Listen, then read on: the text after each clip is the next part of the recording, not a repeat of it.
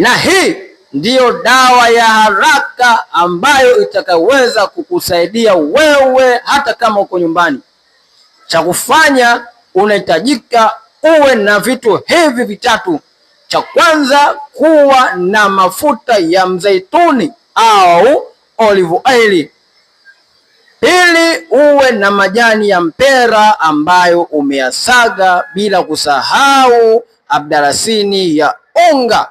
Changanya pamoja na mafuta yako ya olive oil, yani mzaituni, kisha tumia kufanya masaji ya kitaalamu katika sehemu ambayo unahisi maumivu makali sana ya misuli.